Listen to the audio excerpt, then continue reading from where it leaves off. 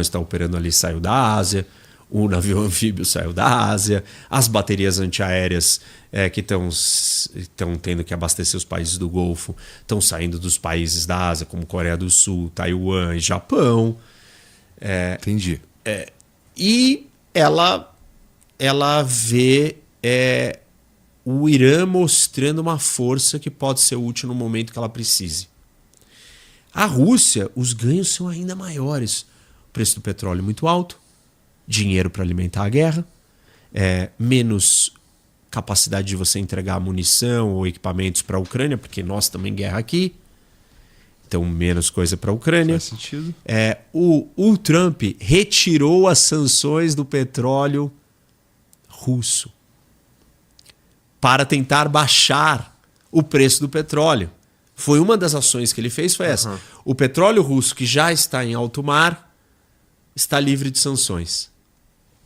Não dá para ser melhor para o Putin isso. E assim, isso está na cara, está escancarado. Está escancarado com o estreito fechado e os Estados Unidos tendo que abrir o estreito sozinho e ninguém nem aí. Isso é um retrato muito real da geopolítica hoje. E aí, vamos transportar isso para a evolução dos cenários que a gente já está assistindo. O primeiro cenário é a Rússia na Ucrânia. E aí a Rússia parte para um segundo fronte. Imagina se a Rússia decide atacar a Lituânia. Isso está na equação, está na conta. Não sabemos quando. Lituânia. A Rússia atacaria a Lituânia com a mesma desculpa que usou para atacar a Ucrânia? Talvez uma operação de false flag, né, bandeira falsa, onde ela dissesse que existe alguma coisa, algum movimento para isolar o território dela, que é Kaliningrado, que é aquele território russo, que é um pedaço da Rússia que está separado do resto da Rússia, que está no Mar Báltico, que está colocado entre a Lituânia e a Polônia. Então, a Rússia movimentaria tropas ali, na Lituânia, falando, cortaram a energia de Kaliningrado, vão tomar Kaliningrado da gente. Eu preciso passar as minhas tropas aqui por dentro da Lituânia para proteger Kaliningrado. E aí ela estaciona as tropas na fronteira da Lituânia com a Polônia. Quando ela faz isso, ela cortou o acesso por terra dos 3 países bálticos com o resto da OTAN. Então ela isolou eles por terra. E aí vai ser muito mais fácil dela fazer uma operação e dominar um deles. Primeiro porque é um país desse tamanho comparado com a Ucrânia, que é o maior país da Europa. Se ela não conseguiu ali... Mas imagina que ela faça esse movimento, que tá no plano ali, em algum momento. Pode ser que não execute, mas é um movimento sabido e conhecido e debatido por todo mundo. E a China tem um movimento dela, que é Taiwan. Os dois decidem fazer esses movimentos coordenados, cada um fazendo o seu, meio que perto, e ainda viram e falaram, Irã, fecha agora. Fudeu. Entendeu? Então, assim, tem um agravante maior no fechamento do estreito, que é só os Estados Unidos conseguem abrir o estreito. Isso está evidente com essa situação de agora. Entendi. Se os Estados Unidos vai ter que lidar com a Rússia se movimentando na Europa, com a China se movimentando na Ásia, e aí o Irã vai lá e fecha o estreito, aí não dá. Especialmente porque, como a gente tem falado aqui ao longo do programa e tem falado ao longo dos outros também, a OTAN e a Europa não têm capacidade de ajudar os Estados Unidos. Então, numa situação dessa daí, no cenário que eu gosto que você está descrevendo, não tem o que frente que os Estados Unidos defenderia nesse caso aí. Isso significa o seguinte, o eixo das ditaduras que vinha enfraquecendo por quê? Maduro perdeu. Meio que Venezuela está trocando de lado gradativamente. Tudo está caminhando para um lugar mais propício para os Estados Unidos. O Irã estava numa descendência. Hamas perdendo, Hezbollah perdendo, Houthis quietinho, o Assad na Síria caiu, 2 confrontos contra Israel, um atacou as instalações nucleares, agora essa guerra. E aí, então, ia perder o Irã, provavelmente. Aí o eixo das ditaduras estava reduzido, né? Tava a Rússia, só a China e a Coreia do Norte. A capacidade do Irã ter resistido, sobrevivido, o regime ter sobrevivido e ele ter conseguido fechar o estreito, o eixo das ditaduras ganha um outro trunfo, uma outra cartada maior do que só o Irã ser parte do eixo das ditaduras e ser capaz de fazer ataques terroristas com as suas milícias ou com seus aliados regionais. Ganha uma dimensão muito maior e muito importante para um movimento desses países, caso esse bloco decida agir. Enquanto o outro lado briga e os europeus são incapazes de ir lá e falar: eu vou ajudar a abrir o estreito. E aí tem um detalhe interessante. Há poucos dias atrás, o Irã lançou 2 mísseis contra Diego Garcia, que é uma ilha britânica americana que está localizada no meio do Índico, do oceano. E tem uma das maiores bases britânicas americanas ali, que é uma base que abriga os bombardeiros mais poderosos, os B-2, os invisíveis, e submarinos. E até então essa base não tinha sido usada. Nas outras guerras no Afeganistão e no Iraque, ela sempre foi usada. E não tinha sido usada contra o Irã, porque os ingleses falaram: não vamos permitir que os americanos usem. E aí os ingleses mudaram de ideia e permitiram. E aí o Irã atacou. Só que a distância dessa ilha para o Irã é por volta de 4.000 quilômetros. Até hoje, todo mundo acreditava que o Irã tinha mísseis com um alcance de 2.500, 3.000, algumas modificações, talvez 3.200. Chegava até um pedacinho do começo ali da Europa. Com 4.000 quilômetros de alcance, ele chega em Londres, Paris, Berlim, todas as capitais e todos os países da Europa. E esse seria um agravante para falar: e aí, Europa? O que você vai fazer? Você não vai fazer nada? E, dado todo esse cenário que eu estou descrevendo, provavelmente a Europa não vai fazer nada. Mas mostra uma vulnerabilidade também que a Europa tem com a ameaça iraniana e que ela está ignorando. A Europa está deixando os Estados Unidos usar as bases, né? Na Alemanha. A Espanha é o único que não está deixando, mas Portugal, França, Alemanha, Reino Unido, todos estão deixando usar agora as bases para reabastecimento e tal, o que faz uma bela diferença para os Estados Unidos. Mas ainda assim é tímido e tudo bem, o que mais que a Europa pode fazer além disso? Não muito mais. Isso está evidente. Então essas coisas elas estão vindo à tona, elas estão ficando claras. Está ficando claro que não dá para você travar uma guerra com um país que tem um enxame de drones de $30 mil e você tem que construir míssil de 4 milhões. Está ficando claro que se você consegue manter a capacidade de produzir esses drones num bunker subterrâneo, você continua a guerra. Está ficando claro algo que todo mundo já sabia, mas talvez, né, a guerra aérea ela tem limitações. Entendi. Depende dos objetivos ainda mais que você quer, se é derrubar um regime.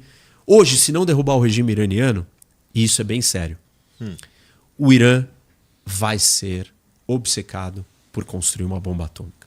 E ninguém vai parar o Irã. Olhando do ponto de vista do Irã, fazendo uma análise dissuasória, estratégica iraniana, o Irã errou. Onde ele errou?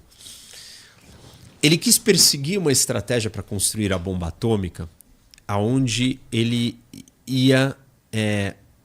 ele adotou o que a gente chama de tática salame. Você corta uma pequena fatia, aí você fala assim: fiz isso. Aí você fala: tá, eu não vou atacar ele porque ele fez isso. Aí passa um tempo, ele fiz um pouquinho mais. Você fala: tá, não vou atacar ele porque ele fez mais isso. E ele foi caminhando, dando pequenos passos para não provocar uma reação, mas ele foi comunicando esses passos. Ao longo de 30 anos. Isso. Né? E essa comunicação permitiu que o Ocidente pudesse ir medindo o nível e a gravidade, os Estados Unidos principalmente, o nível e a gravidade da ameaça iraniana. Ele não escondeu isso totalmente. Porque ele tinha um jogo diplomático que ele queria fazer. Não, eu não estou construindo bomba. Uhum. Então ele falava, não, ó, em tempos, ele permitiu que inspetores entrassem. Quando ele fez o acordo com o Obama, ele permitiu. Quando eles entraram, eles mapearam esses inspetores muito mais, entenderam o quanto que o Irã tinha de material enriquecido e em que nível. E isso, né, já deu uma informação muito mais valiosa. Falou, pô, esses caras estão chegando muito perto de ter a bomba. De poder ter a bomba. E ele queria dizer, ou ele queria chegar muito perto e falar, não, eu não quero ter, mas eu quero estar muito perto. Ele queria ir com um jogo dúbio até o último minuto. Só que isso foi um erro. Esse não foi o jogo da Coreia do Norte. A Coreia do Norte lançou a bomba logo. Ela ficou escondendo, e um dia testou, Toma, acabou. tá aqui a Tipo, bomba. ninguém sabe nada e é isso. E aí, tarde demais. O dia que ela testou, acabou. Ninguém mais mexeu com a Coreia do Norte. Então, o Irã errou na estratégia nesse ponto. O segundo ponto que ele tinha de força dissuasória para impedir os inimigos de atacarem ele eram todas essas proxies, todos esses aliados regionais. Só que ele se perdeu em não manter esses aliados como uma arma de reserva, de defesa. E ele passou a usar esses aliados como parte do seu objetivo regional expansionista, como uma arma de ataque. Quando ele começa a fazer isso como uma arma de ataque, ele começa a provocar reação, no caso de Israel, depois do 7 de outubro, que você ia ter que ir lá e caçar cada um desses caras. Ou seja, Israel foi lá e debilitou a ferramenta ou a arma iraniana de defesa, que era para ser uma arma de defesa. Falar, não mexam comigo, porque, eu vou provocar o caos. Não dá para você provocar o caos se metade do Hezbollah, não é metade, né? Mas um monte de gente do Hezbollah nem existe mais porque os pagers explodiram. E os pagers só explodiram porque você fez uma operação insana com o Hamas. E os Houthis também fizeram um monte de coisa inesperado. Para quê? Só para o Irã ganhar mais espaço, mais território, mais força. Então, deixa eu abrir um parênteses rapidinho, claro. Rock. Só para eu entender um pouco melhor, existe alguma clareza sobre o ataque do Hamas, aquele que começa tudo? Esse ataque, existe alguma clareza sobre algum envolvimento do Irã no planejamento daquele ataque ou não? Isso foi coisa do Hamas? Não, existe. Existe apoio, suporte, ajuda, inclusive reuniões que aconteceram na Síria ao longo do tempo antes do ataque, com lideranças de alto escalão iraniana e do Hamas. Tá. E aí acreditam-se que esses ataques, essas reuniões todas eram parte desse planejamento de como que isso deveria acontecer. Significa, portanto, que o Irã ele não só financiava o Hamas quando o Hamas ataca Israel, como, de certa forma, arquitetou, participou, tá bom. Desenhou, falou, vamos lá. Isso não era uma certeza no começo, era? Olha, poucos meses depois já teve essa informação dessas reuniões secretas que aconteceram lá dentro. E depois, assim, isso vai se consolidando de muitas outras maneiras, desde da presença desses líderes todos dentro do Irã, a foto do Alckmin com as outras figuras todas ali no Irã. Enfim, tem 1 milhão de evidências que apontam para isso. Não é só, tipo, eu tô ajudando. Se você ajuda e você financia uma organização dessa, tem coisas que você fala para ela, isso você não pode fazer, porque vai sobrar para mim. Porque é óbvio que você fez isso com o meu dinheiro, com a minha arma. E óbvio que, dependendo do nível do caos que você tá fazendo, eu vou ser responsabilizado. Então, você tem que ter alguma ingerência no que vai acontecer. E se é um movimento desse tamanho, você não faz isso sem consultar o seu patrono, que está te dando todo o suporte, toda a estrutura. E essa estrutura precisa ter um corpo, até drone. Tinha drones iranianos que foram usados nas câmeras que foram atingidas do lado de Israel, que pararam de enxergar, né, quando eles cruzaram ali a fronteira de Gaza. Bom, a moral da história é que o Irã ele errou adotando essas duas estratégias. Então ele não conseguiu criar uma estrutura de dissuasão e chegar na bomba logo. E aí ele simplesmente impulsionou Entendi. o outro para evitar, os outros países para evitarem que ele chegasse na bomba, porque ele estava chegando perto e todo mundo sabia que ele estava chegando perto. Agora, Entendi. ele vai adotar outra estratégia, se o regime permanecer no poder. Porque tudo isso que eu falei era para dizer que se o regime iraniano permanecer no poder, pode ter certeza que eles ele vão vai perseguir incansavelmente, insanamente, de uma forma muito pior, a bomba atômica. Isso faz muito sentido, porque, caso eles sobrevivam, né? Isso impulsionaria duas coisas. Isso impulsionaria outras nações, outros grupos que estão por ali, outros países, a ir pelo mesmo caminho. Isso é um. E dois, você imagina, fazendo um exercício de futurologia aqui, isso tem o potencial de virar uma terceira guerra mundial, cara? Pelo Irã, pelo posicionamento, pelo como a China e a Rússia estão lidando com isso, pela incapacidade da Europa e tudo mais, isso tende a ficar só ali mesmo, na tua opinião? Para ser uma terceira guerra ou para ser uma guerra mundial, a gente precisa de alguns elementos.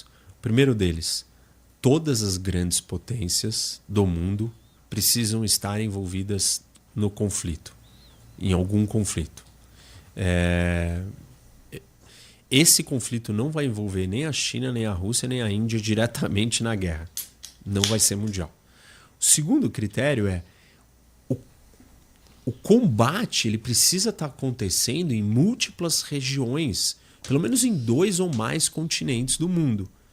Se é uma guerra regional, local, ela não vai virar mundial. Ah, mas aí tem outras guerras regionais já acontecendo em outros lugares. Mas elas têm que se juntar e se unificar em algum momento. E isso não está parecendo que vai acontecer. São motivações muito diferentes, né? Isso. Uma guerra mundial, quando ela termina, ela tem que ter produzido um mundo diferente. Nós temos que ter uma nova ordem mundial. E aí eu pergunto, acabou a guerra no Irã? O mundo mudou? Não. Então não vai ser não é mundial. E aí tem o último e quarto fator a guerra precisa ser total. Não pode ser uma guerra limitada. E essa guerra no Oriente Médio é uma guerra limitada. O americano no Texas, na Califórnia, estão lá assistindo o Oscar. Em Nova York estão andando ali, pegando o metrô. Na Flórida estão na praia. A vida está absolutamente normal. Não mudou nada. Ela é uma guerra super limitada para os americanos. Ela não é uma guerra total. Guerras mundiais são guerras totais. Entendi. Mas ela não é que ela vira, ela é o gatilho. Tudo bem, mas você não tem os outros movimentos dos outros países transformando aquilo numa guerra mundial. Onde que isso tem potencial guardado de futuramente ser um agravante com escala mundial? Isso que eu comentei do Estreito de Hormuz.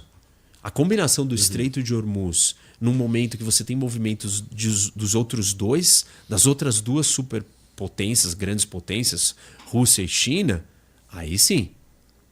Se Rússia e China fizerem movimentos militares,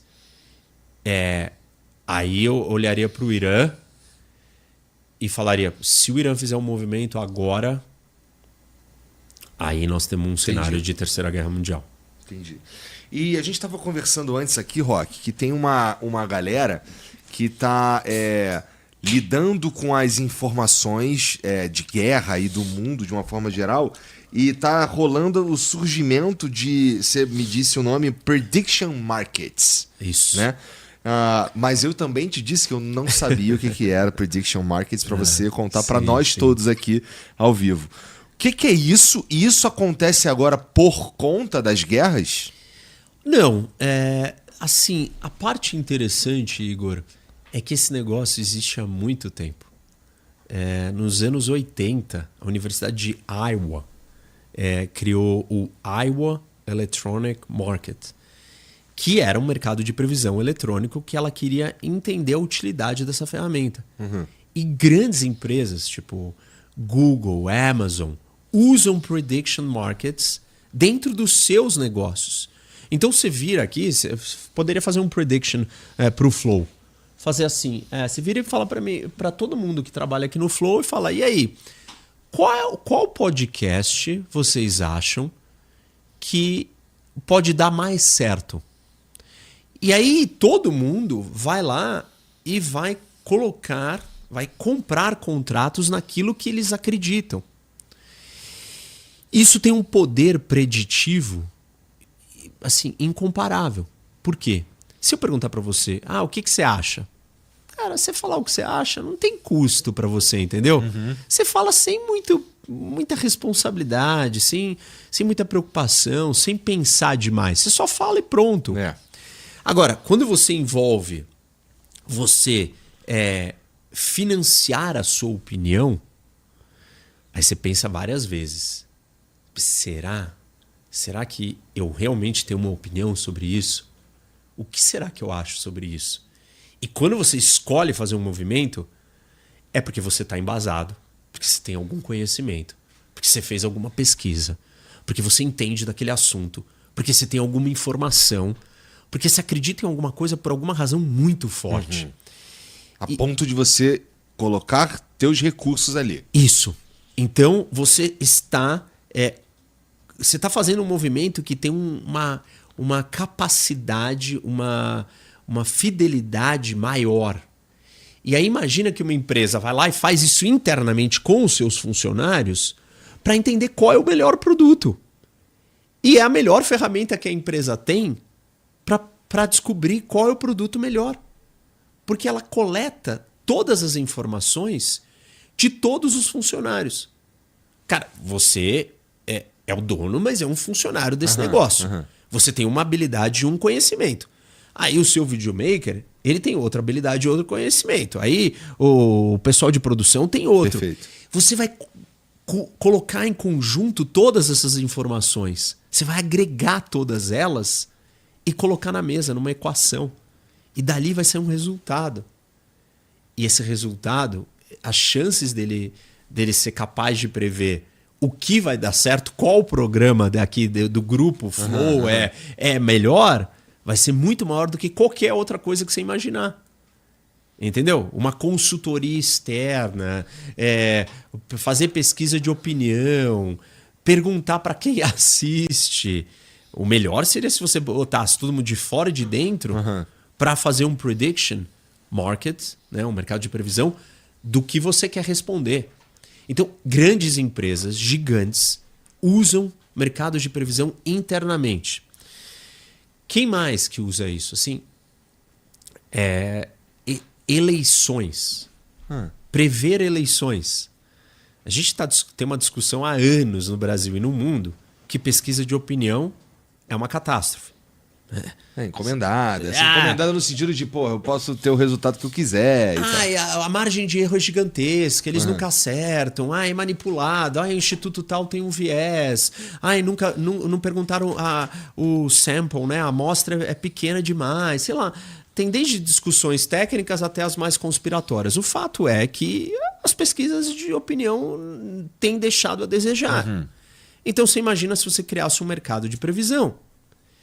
E os mercados de previsão que ressurgiram no mundo, nos Estados Unidos, na última eleição do Mondoni lá em Nova York, eles acertaram assim precisamente o que iria acontecer. Então, mercados de previsão são ferramentas muito poderosas, agregadoras de informação. E isso é todos os negócios, tudo no mundo gira em torno de você tentar prever o que vai acontecer para frente. Porque você se protege, né, das coisas que vão acontecer e você lucra com as coisas. Você ganha. A tendência é agora, sei lá, não é mais podcast, é sei lá o quê. Se pudesse saber disso... Se eu souber exatamente qual é... Então, prever as coisas tem um valor muito grande.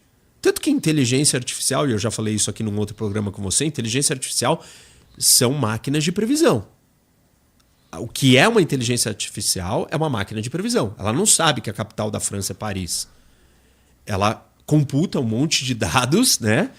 e ver todas as respostas que foram dadas quando perguntaram qual é a capital da França. E aí ela calcula, a maioria das vezes a resposta é Paris, então é Paris, é isso que ela faz. E óbvio que ela vai chegando num momento que ela vai conseguindo fazer isso numa velocidade muito rápida e com muita precisão, e ela erra muito pouco. E essa é a mágica dessa ferramenta. E, em parte, a definição de inteligência, qualquer tipo de inteligência, em parte dela é prever. Bom, tô dando base aqui pra gente, porque a gente está tentando falar de um negócio, né, novo e complexo. Surgiram duas dessas nos Estados Unidos. Uma que se chama Polymarket. Só que ela não está sediada nos Estados Unidos. E ela não segue as regras locais, né? Enfim, de um mercado. E a Polymarket é uma plataforma, é isso? Isso. Ela é uma plataforma de um mercado de previsões. Tá. Mercados de previsões operam nessa lógica de tentar prever. A gente tem algum modelo de coisas que lidam com contratos futuros no mercado financeiro? Tem. Os mercados derivativos. Né? Uma bolsa de valores BMF, mercado futuro. O que é um mercado futuro? É um derivativo, onde você negocia um contrato no futuro de alguma coisa. O dólar vai subir ou vai cair? O ouro, a soja, o milho, a cana, tudo isso é negociado. Isso já existe mercados disso. O mercado de previsão, ele negocia esses ativos, mas ele também trata dos eventos. E esse é um diferencial interessante. Você prever o que vai acontecer com eventos. E por que isso nasce? Porque você tinha um cara no mercado financeiro que ele estava investido em empresas britânicas. E aí ia ter o Brexit. E aí, se acontecesse o Brexit, essas empresas que faziam muito negócio com a Europa podiam se dar muito mal. E ele precisava se proteger. Como é que ele vai se proteger? Vou fazer um hedge, né? Vou comprar um contrato futuro dessa proteção. Mas, não tem um contrato futuro do Brexit. Não tem o contrato do evento. Como é que eu me protejo disso? E aí ele começou a falar, tinha que ter um contrato sobre o evento. Porque o evento tem um impacto gigantesco na vida das pessoas, nos negócios, na economia, nos setores, eventos, episódios, acontecimentos, a pandemia. Qual é o impacto que a pandemia teve nos negócios, nas empresas, no setor imobiliário? Gigantesco, né? Com certeza. A companhia aérea acabou, ninguém mais viajava.